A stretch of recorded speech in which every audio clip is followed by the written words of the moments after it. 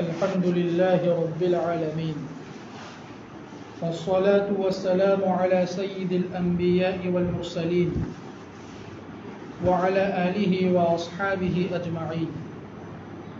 أما بعد، أعوذ بالله من الشيطان الرجيم. بسم الله الرحمن الرحيم. وأحسن كما أحسن الله إليك ولا تبغ الفساد في الأرض. وقال تعالى في مقام آخر: واعتصموا بحبل الله جميعا ولا تفرقوا. صدق الله مولانا العظيم وصدق رسوله النبي الكريم ونحن على ذلك من الشاهدين والشاكرين والحمد لله رب العالمین. محترم و مکرم سامعین کرام اور عزیز دوستوں اور ایمان والی بھائیوں، اللہ تبارک و تعالیٰ کا بہت بڑا احسان و کرم ہے کہ اللہ تعالیٰ نے ہمیں انسان بنایا. یہ انسان بہت ہی اونچی مخلوق کا نام ہے. اللہ تبارک و تعالیٰ نے جس کو انسان بنایا تو گویا اللہ تعالیٰ نے اس پر اپنی خصوصی توجہ فرمائی، اس لیے کہ دنیا کے اندر ہزاروں قسم کی مخلوق ہے. اگر اللہ تعالیٰ چاہتے تو ہمیں دوسری مخلوق بنا سکتے تھے، لیکن اللہ تبارک و تعالیٰ نے ہمیں انسان بنایا اور مزید یہ احسان فرمایا کہ ہمیں ایمان اور اسلام کی دولت سے اور نعمت سے نوازا. اللہ تبارک و تعالیٰ نے انسان کو فطرت پر پیدا فرمایا ہے. فطرت کا مطلب یہ ہوتا ہے کہ اللہ تعالیٰ نے انسان کو ہمدردی والا اور غمگساری کا جذبہ دے کر اس دنیا میں بھیجا ہے. اللہ تبارک و تعالیٰ نے انسان کو اس لیے پیدا کیا ہے کہ وہ ایک دوسرے کے ساتھ ہمدردی، غمگساری، دلداری اور ایک دوسرے کے ساتھ الفت و محبت کا معاملہ کرے. جانور بھی جیتا ہے لیکن وہ اپنے لیے جیتا ہے. پرندے اور چوپائے بھی جیتے ہیں لیکن وہ اپنے لیے جیتے ہیں. اسی طرح دوسری ساری مخلوق ہے لیکن وہ اپنے لیے جیتی ہے. لیکن انسان تو اللہ تبارک و تعالیٰ نے ان کو اپنی فطرت پر پیدا کیا. لقد خلقنا الانسان فی احسن تقویم، کہ ہم نے انسان کو بہترین تخلیق پر پیدا فرمایا ہے، بہترین ڈھانچے میں پیدا کیا ہے. دوسرے کا درد پیدا ہونا اور ایثار اور قربانی کا جذبہ جب تک انسان کے اندر نہیں ہوگا وہ انسان کہلانے کے لائق نہیں ہے. انسان تو وہ ہے کہ اپنے سے زیادہ دوسروں کے لیے وہ جینا سیکھے، اپنے سے زیادہ دوسروں کے لیے وہ کام کرے. یہ اللہ تبارک و تعالیٰ کی طرف سے حکم ہے. اگر ہم اس پر عمل کریں گے تو ہم اس عظیم انسانیت کے مقام تک پہنچ سکتے ہیں. نبی پاک صلی اللہ علیہ وسلم کی زندگی سے ہمیں درس ملتا ہے کہ نبی پاک صلی اللہ علیہ وسلم نے اپنے لیے کم اور دوسروں کے لیے زیادہ کام کیا، اور وہ اسوہ حسنہ ہے، اور اسی کو سیرت رسول صلی اللہ علیہ وسلم کہا جاتا ہے. اور یہی نبی انبیاء علیہ الصلوۃ والسلام کا طریقہ ہے کہ دوسروں کے لیے جینا سیکھے. آج ہمارے پاس اپنے لیے بہت سے پروگرام ہیں. اپنے آپ کو سنوارنے کے لیے، سدھارنے کے لیے، اپنے آپ کو خوشحال رکھنے کے لیے، اپنے آپ کو آرام پہنچانے کے لیے بہت سارے وسائل ہیں. لیکن دوسروں کے لیے ہم کیا کر رہے ہیں؟ ہماری اطاعت سے دوسروں کو کیا فائدہ پہنچ رہا ہے، اس کا بھی ہمیں احساس ہونا چاہیے.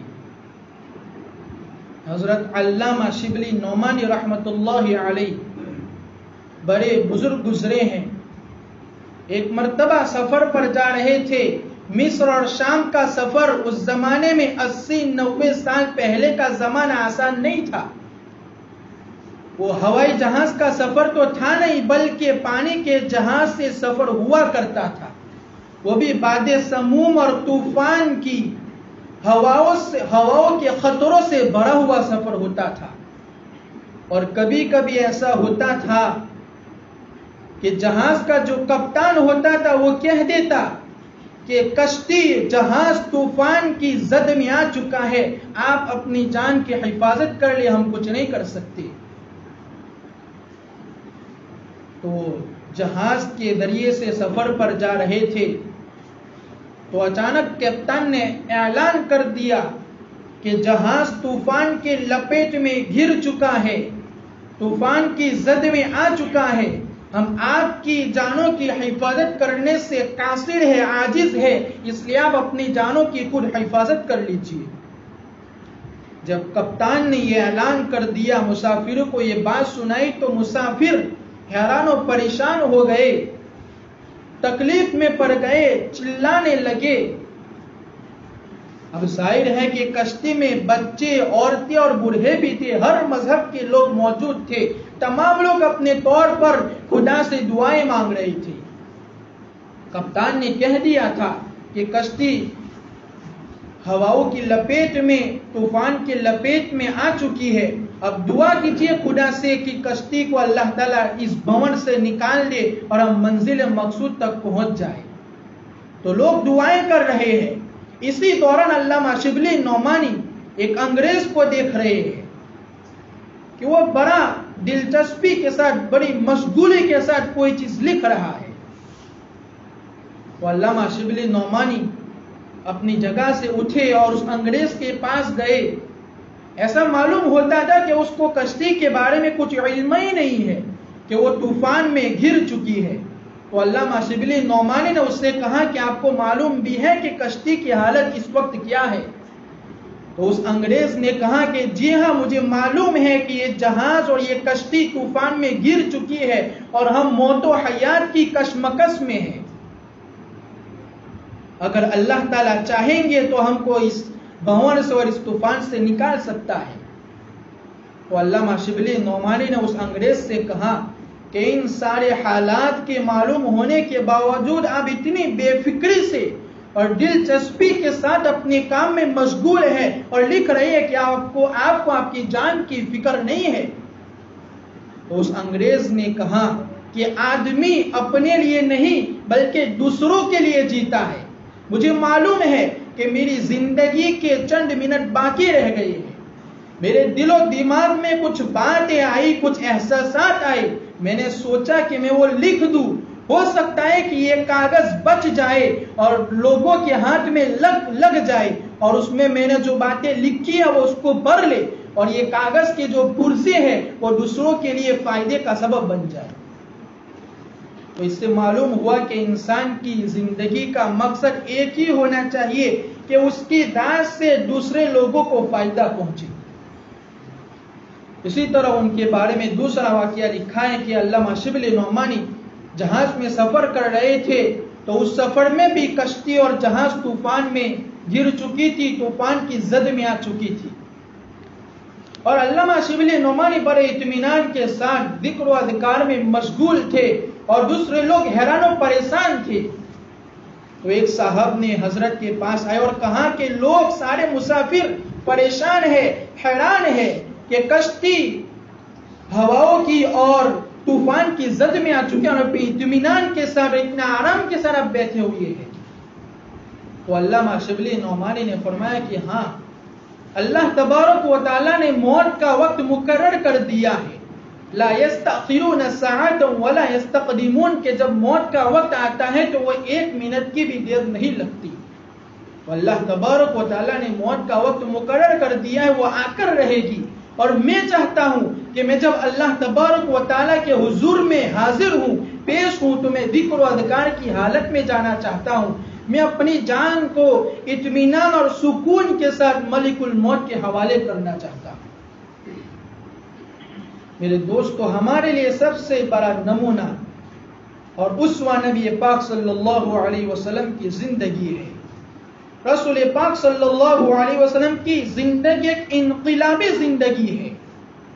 اس زمانے میں نبی پاک صلی اللہ علیہ وسلم کو ہر قسم کی تنگی تھی، اور اس کے ساتھ ساتھ ہر طرف سے، چاروں طرف سے اسلام کے خلاف طوفان برپا تھا۔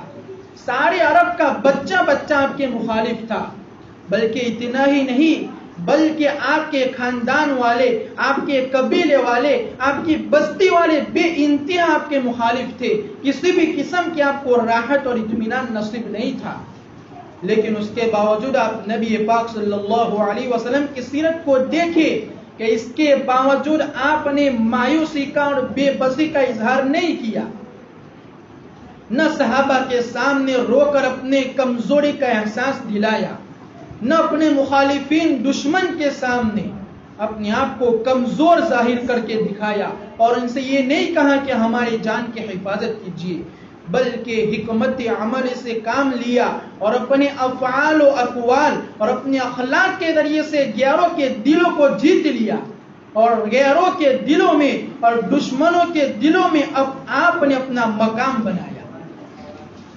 اور وہی لوگ جو آپ کے جانی دشمن تھے اور آپ کے قتل کرنے کے لیے ڈرپے ہوتے تھے، وہی لوگ ایک وقت ایسا آیا کہ آپ کے غلام بن گئے۔ نبی کریم صلی اللہ علیہ وسلم مکہ المکرمہ سے ہجرت فرما کر مدینہ المنورہ تشریف لے جا رہے ہیں، اور کیسا وقت تھا، ایسا حال تھا کہ سارا مکہ، سارا عرب آپ کے مخالف تھا، اور بار بار اعلان ہو رہا تھا کہ جو بھی محمد کو زندہ یا مردہ پکڑ کر لائے گا تو اس کو عرب کے 100 سرخ اونٹ انعام میں دیے جائیں گے۔ اتنی بڑی قیمت نبی کریم صلی اللہ علیہ وسلم کے سر مبارک کے لیے لگائی جا رہی تھی، لیکن آپ نے بڑے احتیاط سے، اطمینان سے اور حکمت عملی سے مکہ المکرمہ سے ہجرت کا سفر شروع کیا، مکہ المکرمہ سے نکلے اور 8 دنوں میں مدینہ المنورہ پہنچے۔ اور ایسا بھی نہیں کہ مدینہ المنورہ آپ کے لیے وہاں سرخ قالینیں بچھائی گئی، نہ آپ کے لیے کوئی محل تیار کیا گیا، نہ آپ کے لیے عیش و عشرت کے اسباب اور سامان آپ کو مہیا کیے گئے، بلکہ حضرت ابو ایوب انصاری رضی اللہ تعالیٰ عنہ نے اپنا گھر پیش کر دیا کہ آپ میرے گھر مہمان رہیں گے۔ اور وہ گھر بھی کیسا گھر کہ اگر اوپر جاتی تھی تو چھت ہلنے لگتی تھی، اگر اس پر پانی بھی گر جائے تو وہ پانی سیدھا نیچے چلا آتا تھا۔ دونوں جہاں کا بادشاہ، دونوں جہاں کا سرکار ایک معمولی سے گھر میں اپنے ملک سے، اپنے وطن سے اور اپنی بستی سے دور ایک معمولی سے گھر میں مقیم ہے۔ نبی پاک صلی اللہ علیہ وسلم نے مسلمانوں کو اور یہودیوں کو جمع کیا اور آپ نے مدینہ المنورہ میں اسلامی سلطنت کی بنیاد رکھ دی۔ نبی پاک صلی اللہ علیہ وسلم نے ہمیں سکھلایا کہ ہمیں غیروں کے ساتھ کس طریقے سے زندگی گزارنی چاہیے، غیروں کے ساتھ کس طریقے سے سلوک کرنا چاہیے۔ آج مسلمان ہندوستان میں رہ رہا ہے، خدا کی قسم اگر مسلمان سچے اور پکے ہو جائے، سچے اور پکے ہم مسلمان بن جائیں گے تو کسی غیر مسلم کی طاقت نہیں ہے کہ وہ ہمارا بال بھی بھیکا کر سکے۔ افسوس کی بات یہ ہے کہ آج مسلمان نام کے ہیں، کام کے نہیں۔ جب ہم کام کے مسلمان بن جائیں گے تو یہ غیر مسلمین خود ہماری حفاظت کریں گے۔ اس موضوع کے متعلق ایک بہت سبق آمیز واقعہ ہے جو بیان کرنا مناسب سمجھتا ہوں کہ حضرت شیخ الہند مولانا محمود الحسن دیوبندی رحمت اللہ علیہ جب آپ کو مالٹا کی جیل میں لے جایا گیا، ڈالا گیا، یہ جنگ آزادی کے عظیم ہیرو ہے، جنگ آزادی کا ذکر ہو اور ان کا نام نہ لیا جائے تو جنگ آزادی کی تاریخ ادھوری ہے۔ انہوں نے بہت ساری قربانی دی ہے، ان کو 3.5 سال تک مالٹا کی جیل میں رکھا گیا۔ انگریز آفیسر نے یہ سوچا کہ اگر ان کو زہر دے کر مار دیا جائے گا تو الزام ہمارے سر پر آئے گا، اگر ان کو قتل کر کے ہلاک کر دیتے ہیں تو ہندوستانی قوم ہم سے ناراض ہو جائے گی۔ تو کیا کیا جائے، کیا راستہ اختیار کیا جائے کہ یہ مر بھی جائے اور ہمارے سر پر کوئی الزام بھی نہ آئے۔ چنانچہ مشورہ ہوا اور یہ طے ہوا کہ ایک کالا ناگ سانپ لے آئے اور اس کو جہاں شیخ الہند جس کوٹری میں بند ہے اس میں اس سانپ کو چھوڑ دیا جائے۔ میرے دوستو، شیخ الہند یہ وہ شخصیت ہے جنہوں نے اس جنگ آزادی کے لیے ایسی مصیبتیں، ایسی اذیتیں جھیلی ہے، ایسی تکلیفیں برداشت کی ہیں جو ناقابل برداشت تھی. خدا کی قسم اگر آج ہمارے نوجوان اس کو معلوم کر لے تو ان کا احساس ہو جائے گا کہ اس ملک کی آزادی کے لیے ہمارے بزرگوں نے کیسی کیسی تکلیفیں اور کیسی کیسی قربانیاں دی ہیں. ڈاکٹر مختار انصاری فرماتے ہیں کہ شیخ الہند کا انتقال ہوا ڈاکٹر مختار انصاری کے گھر پر، جو دہلی میں ان کا گھر تھا، وہاں انتقال ہوا. جب انتقال کے بعد ان کو دہلی سے دیوبند لایا گیا اور دیوبند میں جب غسل کے لیے ان کے کپڑوں کو اتارا گیا تو کمر کو جب دیکھا گیا تو کمر پر گوشت ہی نہیں تھا بلکہ ہڈیوں کا ڈھانچہ تھا. سارے لوگ حیران و پریشان ہو گئے تھے کہ یہ کیا صورتحال ہے. حضرت ڈاکٹر مختار انصاری فرماتے ہیں کہ اللہ تعالی حضرت پر رحم فرمائے، حضرت نے مجھے تاکید کی تھی کہ میرے حالت کے بارے میں کسی کو مت بتانا. حضرت ڈاکٹر صاحب فرماتے ہیں کہ در حقیقت اس کی وجہ یہ ہے کہ جب آپ کو مالٹا کے جیل میں ڈالا گیا تھا تو آپ کو آگ کے انگاروں پر لٹایا جاتا تھا اور کہا جاتا تھا کہ آپ جنگی آزادی سے اپنے آپ کو الگ کر لے اور انگریز کے خلاف آپ نے جو فتویٰ دیا اس کو واپس لے لے. اگر آپ اپنے فتویوں کو واپس نہیں لیتے ہیں تو اسی طرح آپ کو آگ کے انگاروں پر لٹایا جائے گا اور آپ کو جلا کر ختم کر دیا جائے گا. اللہ تعالی ہمارے بزرگان دین کو جزائے خیر عطا فرمائے کہ انہوں نے کیسی کیسی قربانیاں دی. حضرت شیخ الہند کو آگ کے انگاروں پر لٹایا جاتا تھا مسلسل، لیکن آپ نے اپنی زبان سے کبھی یہ نہیں کہا کہ میں اپنے فتوے سے رجوع کرتا ہوں، میں اپنے فتوے کو واپس لیتا ہوں، بلکہ آپ ارشاد فرماتے تھے کہ اگر اس محمود کو 1000 زندگیاں ملی اور 1000 زندگیوں میں ہر زندگی میں اگر بار بار ایسی تکلیفیں پہنچائی جاتی رہے گی تو بھی محمود اپنے فتوے کو واپس نہیں لے سکتا. بہرحال جو مشورہ طے ہوا تھا کہ ایک کالے ناگ سانپ کو آپ کی کوٹھڑی میں ڈال دیا جائے، وہ آپ کو کاٹ لے گا، ڈس لے گا، آپ ہلاک ہو جائیں گے اور ہمارے خلاف کوئی ثبوت بھی نہیں مل پائے گا. چنانچہ اس سانپ کو چھوڑ دیا گیا. وہ سانپ چلتا چلتا حضرت کے پاس آیا اور اس نے اپنا سر اٹھا کر ایک پھونک ماری تو حضرت بستر پر لیتے ہوئے تو فوراً کھڑے ہو گئے اور فرمایا کہ اچھا دشمنوں نے یہ راستہ اختیار کیا ہے، اور فوراً زور سے لا الہ الا اللہ محمد الرسول اللہ پڑھا.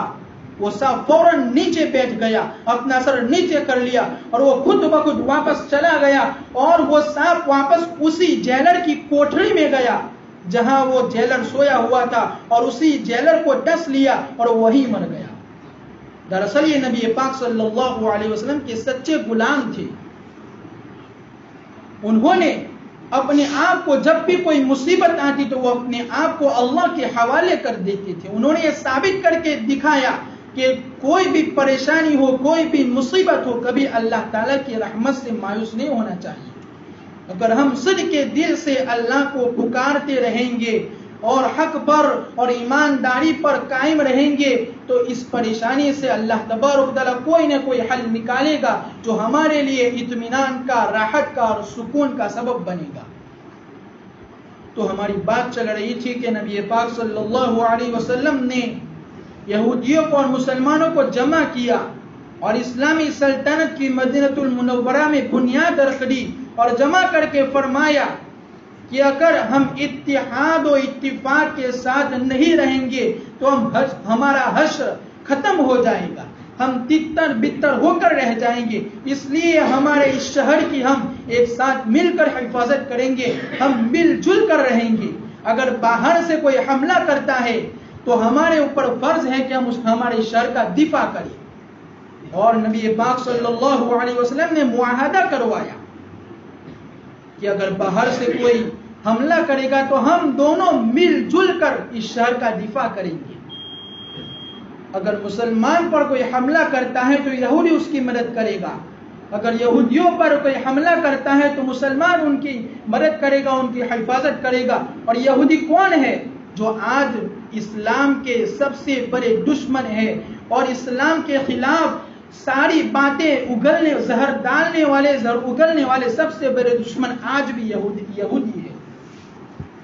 دنیا میں جتنی بھی میڈیا کی کمپنیاں ہیں، زیادہ تر کمپنیوں پر یہودیوں کا قبضہ ہے اور 24 گھنٹے وہ اسلام کے خلاف زہر اگلتی ہے.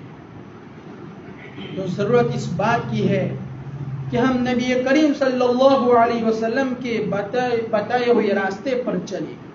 جب بھی ایسا وقت آئے تو ہمیں قانون کو ہاتھ میں لینے کی ضرورت نہیں ہے، بلکہ ضرورت اس بات کی ہے کہ ہم حکمت عملی سے کام لیں. جیسا کہ نبی پاک صلی اللہ علیہ وسلم نے مدینہ المنورہ میں اور مکہ المکرمہ میں ہجرت کا سفر کیا تو حکمت عملی سے کام لیا. یہودی اتنا بڑا دشمن تھا، لیکن اس کے باوجود آپ نے اتحاد و اتفاق کی بات رکھی کہ اگر ہم متحد رہیں گے تو ہم محفوظ رہیں گے، لیکن ہم متحد نہیں رہیں گے تو ہم بکھر جائیں گے اور تتر بتر ہو جائیں گے. اور آج بھی ہمارا ماحول ایسا ہی ہے کہ آج ہم متحد نہیں ہیں. ہم نے اللہ کی رسی کو مضبوطی سے نہیں تھاما ہے، اس وجہ سے آج ہم پستی کی طرف جا رہے ہیں اور ترقی کی طرف نہیں جا رہے ہیں. اس لیے ضرورت اس بات کی ہے کہ ہم حکمت عمل سے کام لیں، اور اس میں سب سے بڑا نمونہ اور اسوہ ہمارے لیے نبی کریم صلی اللہ علیہ وسلم کی زندگی ہے کہ ہم نبی پاک صلی اللہ علیہ وسلم کے بتلائے ہوئے راستوں پر چلیں گے تو ترقی ہمارے پیر کو آ کر چھوئے گی. اللہ تبارک و تعالیٰ سے دعا ہے کہ اللہ تعالیٰ ہم سب کو عمل کرنے کی توفیق عطا فرمائے. آمین. وآخر دعوانا الحمدللہ.